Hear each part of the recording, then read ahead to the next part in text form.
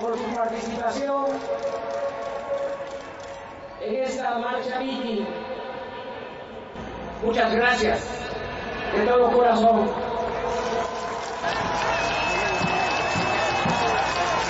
Siempre que convocamos a una manifestación, a una asamblea, nuestros adversarios, los que no nos ven con buenos ojos, y en los medios de comunicación se habla de que no va a acudir la gente. Ahora estuvieron diciendo que esta iba a ser la marcha, la concentración menos participativa. Por ahora se van a quedar con las ganas, porque aquí estamos y todo se debe a ustedes.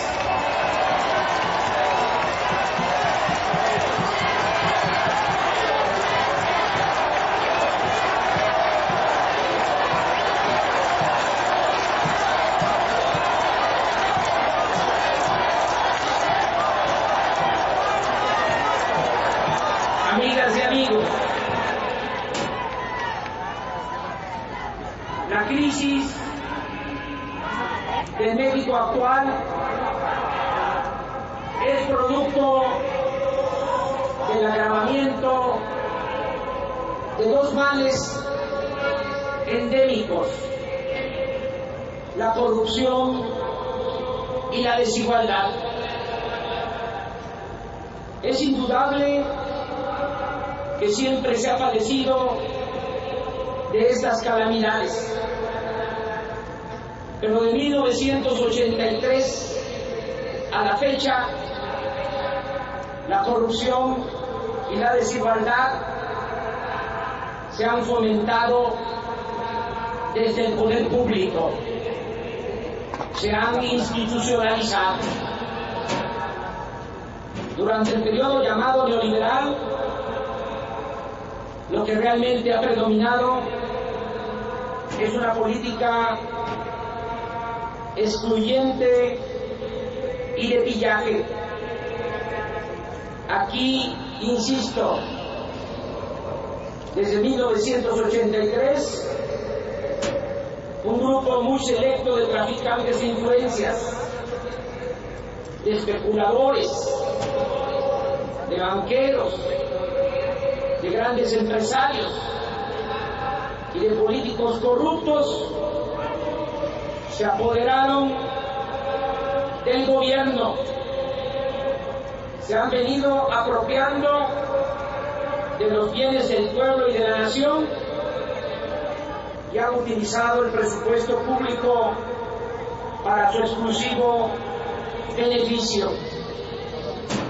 Todo este proceso ha sido operado por tecnócratas formados en escuelas del extranjero, donde se elaboran los sofismas o falsedades para tratar de justificar el predominio del interés económico de una minoría y la apropiación de los recursos naturales de las naciones por encima del bienestar de los pueblos. Incluso, como borregos, muchos intelectuales y comunicadores al servicio de la derecha repetían y consideraban válida la pseudoteoría del goteo, según la cual si le iba muy bien a los de arriba, les iría bien a los de abajo. Si llovía fuerte arriba, goteaba abajo, como si la riqueza en sí misma fuese permeable o contagiosa. Veamos con precisión y objetividad ¿Cuál es el saldo de esta política de pillaje llamada neoliberal? De 1983 a la fecha se han privatizado más de 1000 empresas públicas, entre ellas bancos, teléfonos, acero, minas, puertos, aeropuertos, líneas aéreas, ferrocarriles y electricidad. En los últimos 26 años se ha extraído 3 veces más petróleo que todo lo producido en 81 años. De 1901, cuando inició la explotación petrolera, hasta 1982. De 1983 a la fecha, la deuda pública creció de 80.000 a 300.000 millones de dólares. En el periodo neoliberal se ha construido menos infraestructura y obras públicas, es decir, se han hecho menos carreteras, hospitales, escuelas, presas, sistemas de riego. Se abandonó el campo, se suprimió toda la política de fomento económico, se arruinó al pequeño y al mediano comercio, se ha desmantelado la industria nacional y estas actividades pasaron casi por completo a manos de extranjeros. En 1982, el salario mínimo de 1982 a la fecha, el salario mínimo ha perdido el 85% de su poder adquisitivo, de su poder de compra. En aquel entonces, en 1982, el salario mínimo alcanzaba para comprar 56 kilos de tortilla. Hoy solo permite comprar 5 kilos. En 1982, del total de la población económicamente activa, 35% tenía empleo en la economía formal. Hoy solo tiene ocupación formal 22%. Y según cifras oficiales, 12 millones trabajan en la economía informal. Se buscan la vida de esta manera. En 1982 salieron del país a buscar trabajo al extranjero 210.000 mexicanos. En 2007, el año pasado, tuvieron la necesidad de emigrar 582.000. En este periodo, mientras las universidades privadas aumentaron 6 veces el número de sus estudiantes, las universidades públicas apenas duplicaron su matrícula. Este ha sido el periodo de mayor concentración de la riqueza en toda la historia de México. Un dato: en 2006, según Forbes y cifras del INEGI, el patrimonio de 10 mexicanos, de los 10 mexicanos más ricos, era equivalente al ingreso de un año de la mitad de la población de nuestro país.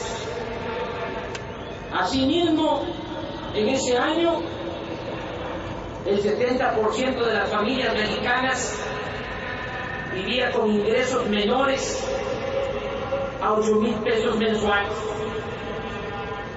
Uno de los resultados más lamentables de esta política injusta, discriminatoria, es que en 1982, de 1982 a la fecha, el número de pobres en México pasó de 32 millones a más de 60 millones, es decir, se duplicó. Aunque cruda, esa es la realidad, que a veces no se quiere aceptar. La espeluznante verdad: en México la riqueza de unos pocos se ha edificado por la miseria de otros, muchos. Por eso sostengo que para enfrentar la crisis actual, lo primero que tiene que hacerse es cambiar esta política injusta y excluyente, que es la causa principal del empobrecimiento, de la inseguridad y de la violencia.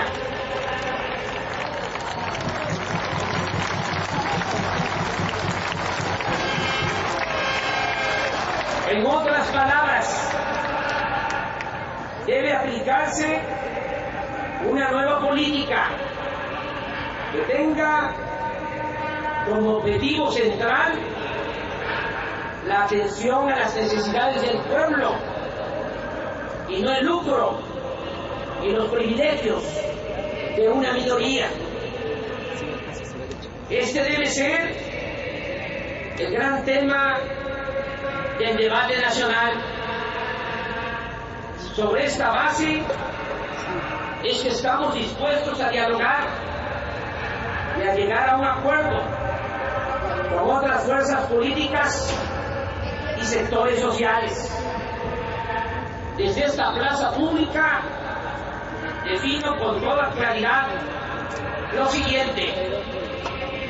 Primero, rechazamos la violencia en cualquiera de sus manifestaciones. Nuestro movimiento ha sido, es y seguirá siendo pacífico.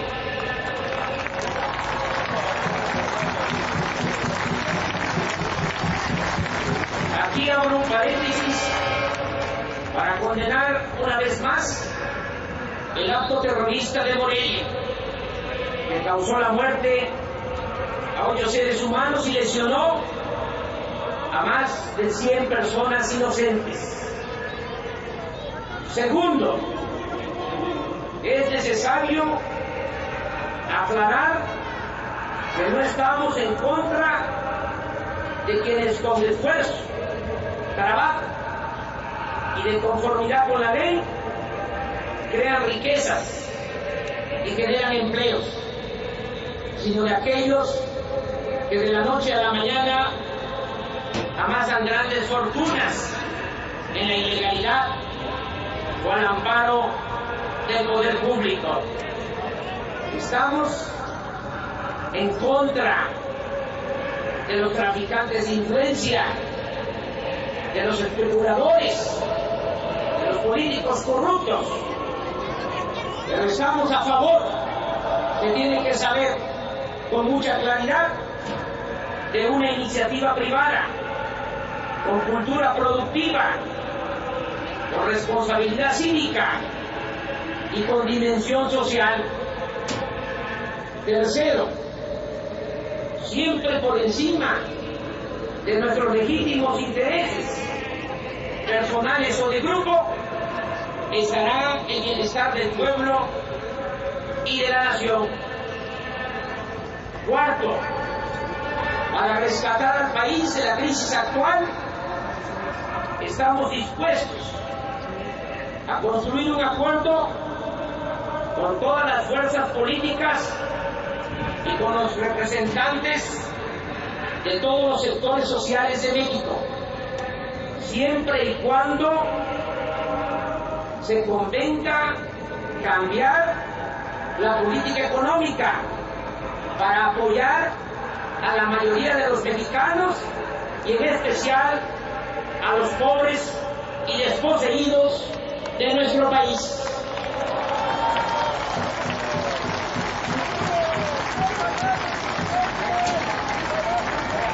Y estamos dispuestos a ese acuerdo si todos nos comprometemos a no permitir la privatización de la industria petrolera en ninguna de sus modalidades. Quiero explicar a ustedes con mayor detalle por qué es indispensable cambiar la actual política y qué proponemos de manera concreta. Es innegable que la situación económica del país está en franco deterioro y si no se corrige el rumbo, la situación va a empeorar y será el pueblo pobre el que resulte más afectado, aunque todos lo padeceremos, porque en una sociedad siempre el destino de unos está atado al de otros. Este año el crecimiento económico de México es el más bajo de todos los países de América Latina y del Caribe. En los últimos tiempos ha sido mayor la pérdida de empleos. El salario y los ingresos están resultando insuficientes ante el aumento de precios, ante la carestía. Está creciendo la cartera vencida. Los bancos han reducido sus créditos. Las tiendas departamentales están bajando sus ventas. En estos días, la industria de la construcción no está creciendo. Por los efectos de la recesión, de la crisis en Estados Unidos, se está reduciendo el monto de las remesas de los trabajadores mexicanos en el extranjero. Está cayendo la producción y las exportaciones mexicanas. Son menores. Están bajando los niveles de ocupación en los destinos turísticos de nuestro país. Hay falta de crédito internacional para proyectos de inversión. No quisiéramos que ocurriera, pero lo más lógico es que con el deterioro de la economía mundial habrá menos flujos de divisas hacia México por concepto de inversión, de crédito y de exportaciones.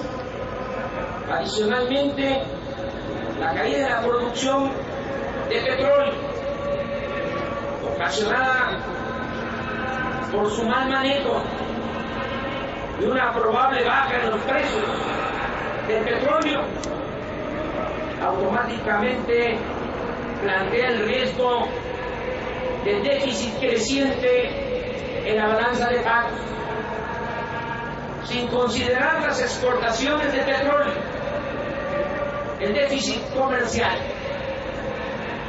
que significa que estamos comprando más en el extranjero de lo que vendemos afuera. Ese déficit en el 2000 fue de 14.149 millones de dólares. En 2007 de 53.092 millones de dólares. Y en 2008, según proyecciones, será de 68.374 millones de dólares.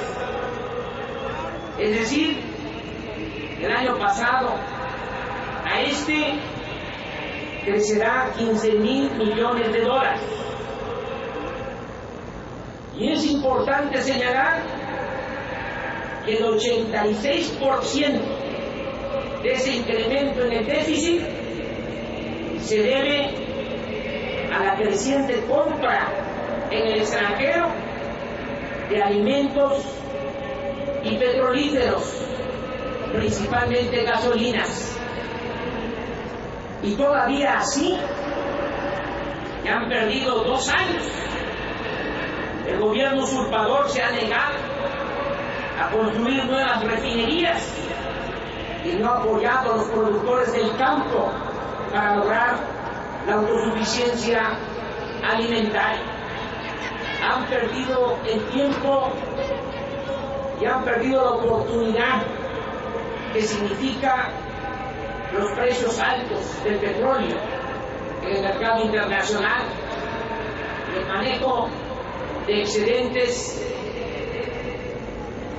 suficientes para haber echado a andar el desarrollo agropecuario, para lograr la autosuficiencia de alimentos, no tener que comprar los alimentos en el extranjero, y también construir las refinerías que hacen falta para dejar de comprar las gasolinas.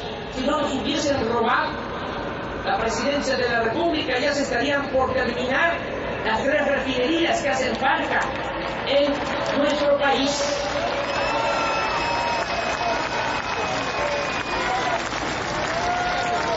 Pareciera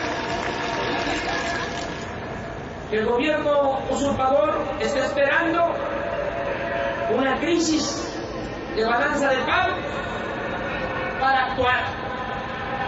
No es ningún secreto que en un ambiente de turbulencia financiera internacional y de crédito restringido, un déficit alto podría llevar a que la crisis económica pasara a crisis financiera, con consecuencias negativas para las tasas de interés y el tipo de cambio. Añadir una crisis cambiaria a la crisis que hoy padecemos por falta de crecimiento, empleo y falta de seguridad, tendría efectos muy graves para el bienestar de los mexicanos. Por esa razón, desde esta plaza pública proponemos al Congreso, al Poder Legislativo, la aplicación de un plan anticrisis bajo los siguientes lineamientos. Consideramos que en materia económica, para enfrentar la crisis y evitar un mayor agravamiento, se debe fortalecer nuestra producción interna para, cuando menos, evitar un mayor desempleo y disminuir el déficit comercial. Esto lo podemos lograr aumentando la producción para depender menos de las importaciones de gasolinas, diésel, gas natural, alimentos y toda la gama de productos manufacturados que no son competitivos por los altos costos de los energéticos y del crédito.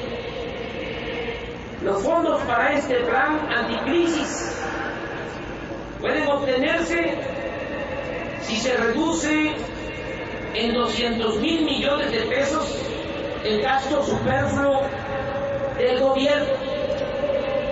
Saben ustedes que en 2 años, 2007-2008, ha crecido el llamado gasto corriente en el gobierno en 400,000 millones de pesos.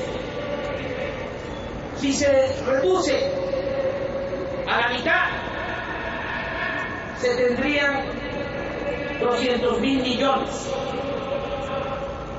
Y también se podrían movilizar los otros 200.000 millones de pesos de excedentes que se recibirán este año por precios altos de petróleo.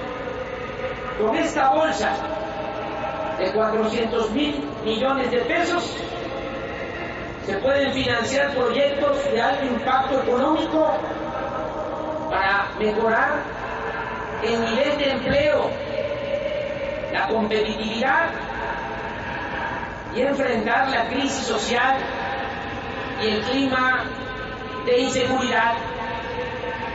El día 15 por la noche, aquí en el Zócalo, propuse que se llevaran a cabo las siguientes medidas que ahora repito. 1. Que se cancelen los aumentos de precios de la gasolina, el diésel, el gas y la electricidad. Aquí añado que con esto lograremos mejorar la competitividad de la industria, dar alivio a los consumidores y reducir la presión inflacionaria. Cuando sube la gasolina, como está sucediendo, 20 aumentos han habido, de inmediato se disparan otros aumentos de precio. 2. Que se otorguen becas a todos los estudiantes de preparatoria del país, como se hace en el Distrito Federal. Y ya es tiempo, es necesario ver el gasto destinado a los jóvenes como una inversión social. 3. Que se aumente el presupuesto de las universidades públicas para resolver el problema de miles de jóvenes que son rechazados con el pretexto de que no pasan el examen de admisión, cuando en realidad lo que sucede es que las universidades públicas no tienen cupo o espacio por falta de presupuesto. Debe repararse el daño que se ha hecho durante 26 años con la política neoliberal, que ha dejado a los jóvenes sin oportunidad de trabajo y de estudio y los ha orillado a emigrar o a tomar el camino de las conductas antisociales. 4. Que se otorgue una pensión alimentaria a todos los adultos mayores del país, equivalente a medio salario mínimo, como se lleva a cabo en el Distrito Federal.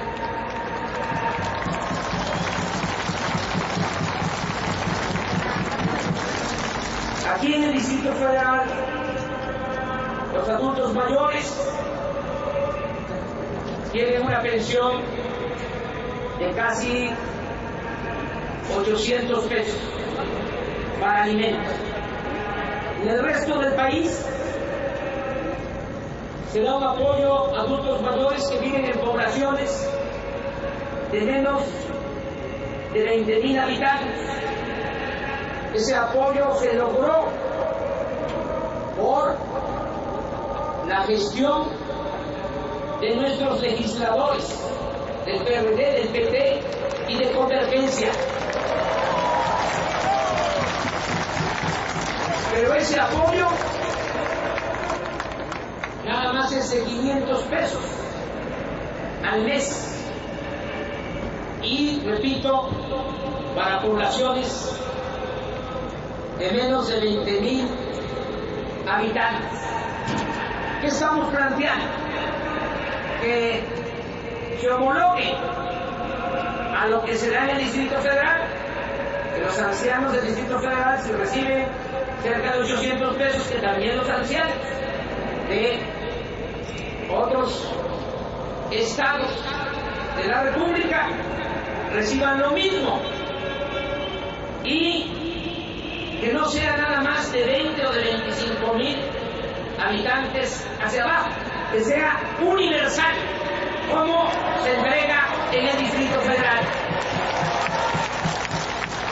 Y estamos planteando también que este apoyo debe otorgarse desde los 65 años, cuando menos en regiones indígenas y en las zonas de mayor pobreza del campo y de la ciudad. 5. Que se entreguen de inmediato los ahorros de los extranjeros. A lo mejor algunos de ustedes no tienen información sobre este asunto, pero en los años 40 se suscribió un convenio entre el gobierno norteamericano y el gobierno de nuestro país para que fuesen a trabajar a Estados Unidos mexicanos, braceros. Trabajaron allá y de conformidad con ese convenio dejaban el 10% de su sueldo como ahorro, con el compromiso de que cuando regresaran les iban a entregar esos ahorros. ¿Qué pasó? Regresaron, parece que en efecto se envió el dinero a México, pero aquí desapareció, para decirlo de manera coloquial, se lo clavaron. Y ahí andan los adultos mayores de todo el país solicitando que les entreguen lo que les pertenece, porque no es una ayuda, mucho menos una dádiva, es el dinero que ellos ahorraron con su trabajo. Por eso los legisladores tienen que resolver ya este asunto de inmediato, porque da mucha tristeza y coraje que muchos de esos adultos ya se están muriendo sin recibir lo que en derecho les corresponde.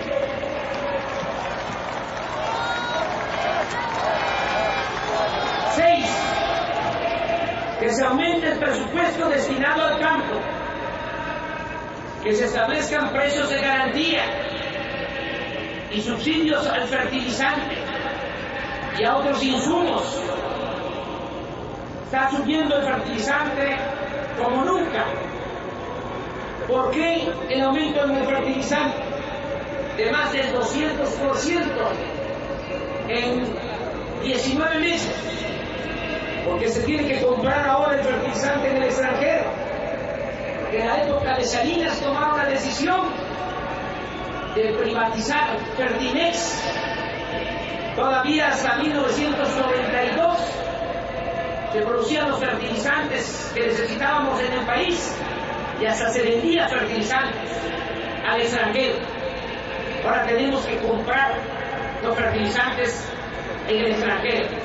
El año pasado se tuvieron que destinar, por eso la importancia de atender el problema del déficit. El año pasado se tuvieron que comprar $1.200 millones de fertilizantes en el extranjero, y este año va a ser una cantidad mayor.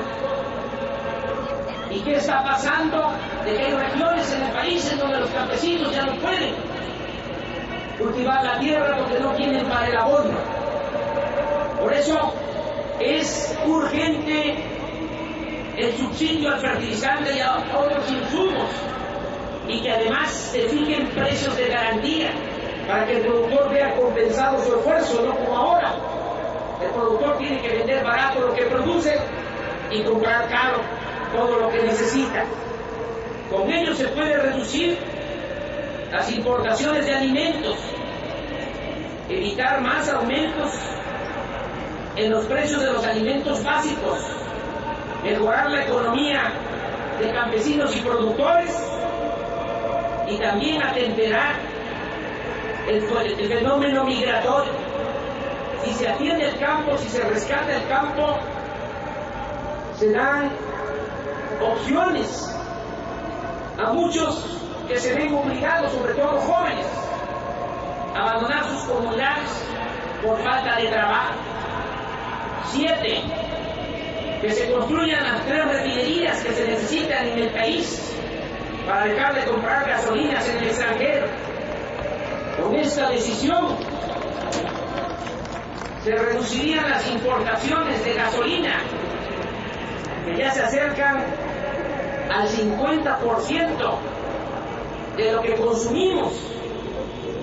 Se daría valor con esta decisión de empezar a construir estas refinerías, se daría valor agregado a la materia prima, al petróleo crudo. Al final, a evitar que haya más cárceles, se tiene que atender la educación, que es fundamental. 9, que se lleve a cabo un programa de construcción de obras públicas para reactivar la economía y generar empleos. De manera particular, que se atienda la falta de servicios públicos y de vivienda en beneficio de la gente pobre, de los centros urbanos y de las ciudades fronterizas. 10, que renuncie de inmediato el secretario de Gobernación,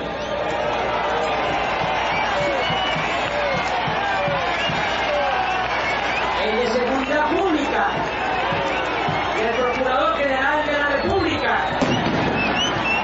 por carecer de integridad y ser ineficaces en el combate a la inseguridad y a la violencia. Adicionalmente, repito, nosotros estaríamos dispuestos a llegar a un acuerdo con nuestros adversarios si además se hace el compromiso de retirar en definitiva las iniciativas de privatización de Pemex, y si a cambio de ello se apoya el programa de acción inmediata para el fortalecimiento de Pemex, que ha sido elaborado por un grupo muy diverso de personas de diferentes ideologías, militantes de varios partidos y otros que no militan en ninguno. Este programa, según los técnicos, los expertos, los intelectuales, atiende la urgencia de rescatar a Pemex de la postración en que lo han sumido las políticas de los últimos gobiernos. Con este programa se asignarán mayores recursos a Pemex para que los destine a actividades que se han rezagado, a la exploración, la refinación, la conservación y mantenimiento de equipos y plantas, a la petroquímica, a los ductos, al almacenamiento y a la investigación y al desarrollo. Con este programa, sin ninguna reforma legal y mucho menos violando el espíritu y la letra de la Constitución, se demuestra que existen recursos suficientes para garantizar el sano crecimiento y diversificación de las actividades de Pemex y para comenzar a fortalecer su infraestructura, a iniciar nuevas plantas de refinación e instalaciones de transporte y almacenamiento. Se demuestra de manera muy clara con este programa que no se requiere invitar a inversionistas extranjeros para fortalecer a Pemex. Amigas y amigos, si se aplica todo lo aquí expresado, se puede frenar la crisis, enfrentar la incertidumbre y crear un ambiente de seguridad, de aliento y de esperanza al pueblo de México.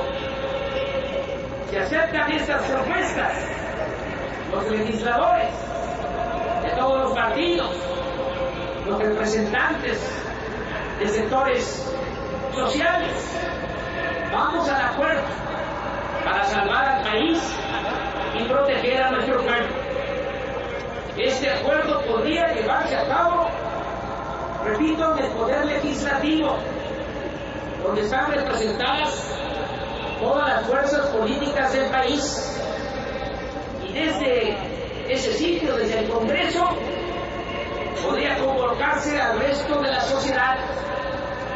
Además, la Cámara de Diputados tiene la facultad exclusiva de aprobar el presupuesto, y la mayor parte de nuestras propuestas dependen de una nueva orientación del gasto público.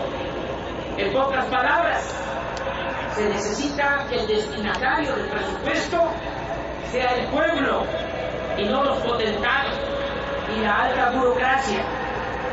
En consecuencia, voy a solicitar, lo hago desde este momento, de manera respetuosa, a los legisladores del Frente Amplio Progresista, a Beto Anaya, Dante Delgado, Javier González, a todos los legisladores que presenten a sus homólogos de otros partidos este plan anticrisis. Claro está, se trata de algo serio, que exige voluntad, compromisos y responsabilidad de todos. También es obvio que no aceptaremos ni la simulación ni el engaño. Si nuestros adversarios optan por seguir haciendo la política de siempre, esa donde solo cuentan los intereses de una minoría y no las demandas y aspiraciones del pueblo, de una vez les decimos que sigan su camino, que nosotros vamos a continuar ejerciendo el legítimo derecho de hacer una nueva política para construir una república más justa, más humana y más igualitaria.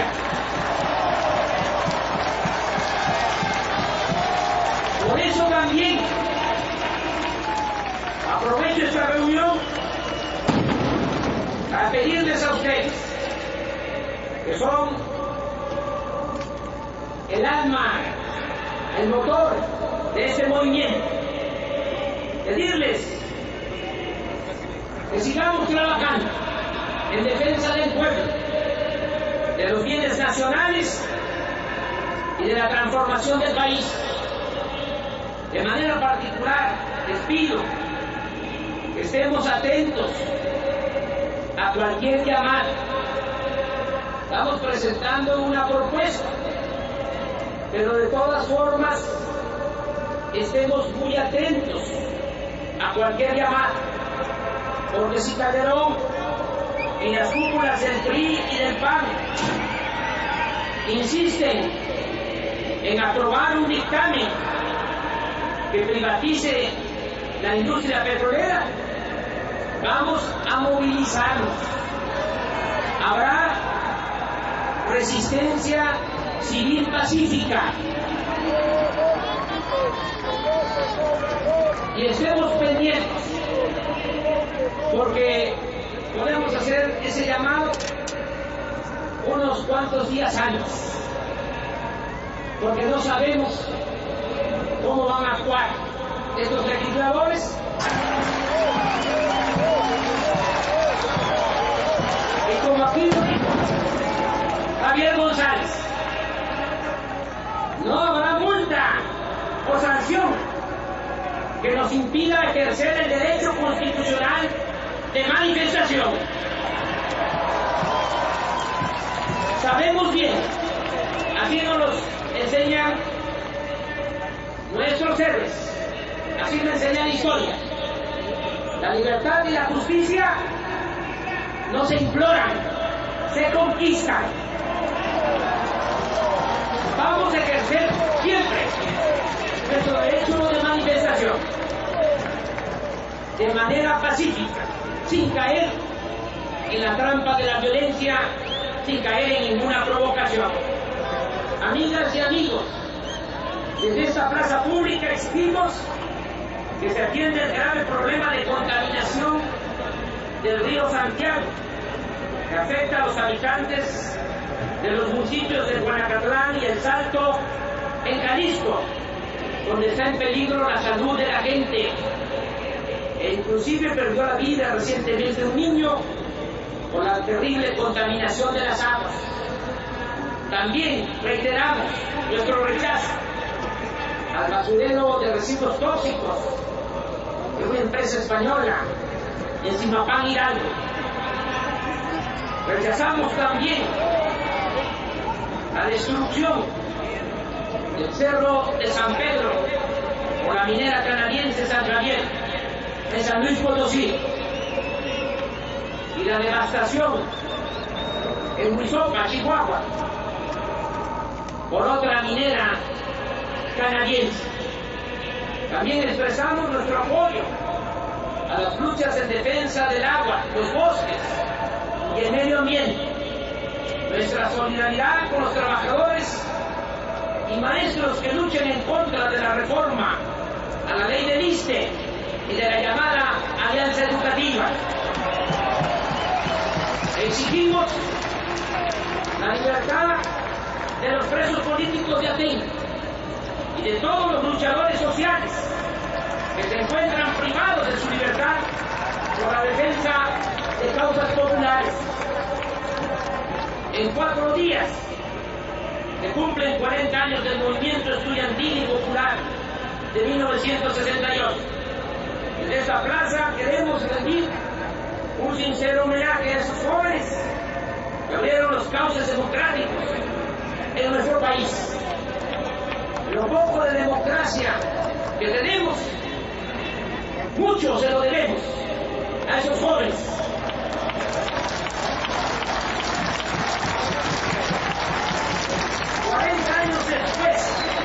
Como ellos, seguimos luchando por la justicia, la democracia y la libertad. También nuestra solidaridad con los mexicanos que están siendo maltratados, que hay redadas, que están deportando de Estados Unidos a muchos compatriotas nuestros, que cuenten siempre con nuestro apoyo ante estas medidas injustas del gobierno de ese país. Amigas y amigos, aquí repito lo fundamental: mantengamos la convicción de que en el camino hacia la construcción de una nueva república tenemos que ir creando, y eso es lo que estimo más importante, una nueva corriente de pensamiento que se arraigue y permanezca en la conciencia del pueblo, una nueva corriente de pensamiento que reconozca y exalte la cultura y la inmensa bondad que hay en nuestro pueblo, una nueva corriente de pensamiento que haga surgir una voluntad colectiva para impedir que en la política y en la vida pública predominen el engaño, la intolerancia, la corrupción y el afán de lucro, en vez de la verdad, la diversidad, los valores morales y el amor al prójimo. Una nueva corriente de pensamiento para evitar que el dinero triunfe sobre la dignidad y el ser humano valga no por lo que tiene materialmente hablando, sino por su trabajo, por su rectitud y sobre todo por su generosidad. Sigamos luchando con la moral en alto, sabedores que la verdadera felicidad se alcanza cuando se está bien con uno mismo, con nuestras conciencias, y cuando se está bien con nuestros semejantes, con el prójimo. ¡Viva el movimiento estudiantil y popular de 1968! siga el movimiento en defensa